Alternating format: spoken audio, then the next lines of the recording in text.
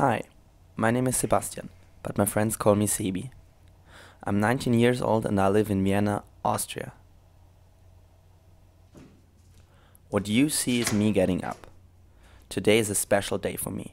It's the last day of my alternative service.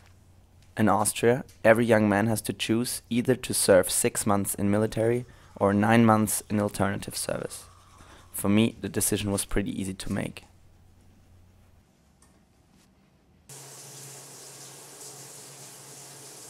So I applied for a job in a living community of minor asylum seekers who fled to Austria without their parents. 16 boys and girls from all over the world live here together. The project is supervised by the Caritas Vienna. And I got the job. Now, 9 months later, it really is the last day of work. So many things I learned, so many experiences that I will never forget. I really can't believe that it's over. I'm sure going to miss the place.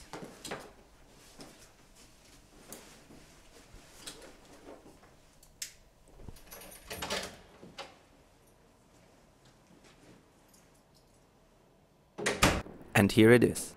In this house live approximately 200 asylum seekers. The 16 young people I work with live on the 4th floor. Around the clock, one of 5 social workers is caring for them. During the day, he or she is assisted by one guy like me, and between 0 and 2 interns, varying every month. My duties are very different. It includes shopping, cleaning, communicating, helping with homework, or go to doctors, schools, or agencies with the young people.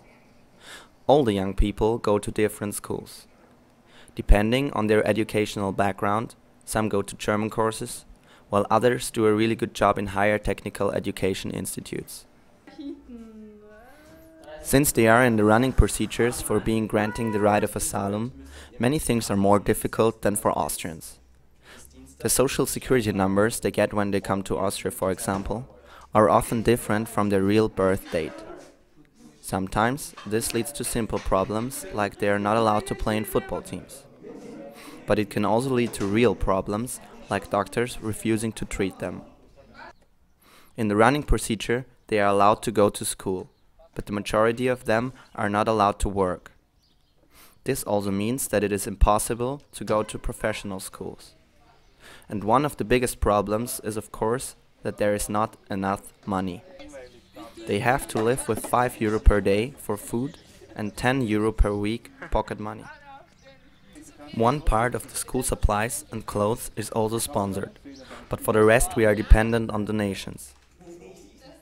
Most of the young people come from Afghanistan, Mongolia, Iran, or different African countries. Their chances of being granted an asylum are very different. And this is what I can't really understand. They flee without their parents to Austria, risk their lives on the way here, finally find a new home for years, and then they should go back to their birth country where they have nobody and no future? I finished my alternative service, but I'm not through with that topic. Even if the media and politics try to criminalize asylum seekers, let us not forget the biggest part, those who are here because they need our help. Don't look the other way. Get to know different cultures. Discuss, criticize, and don't accept everything you hear. A human can't be illegal.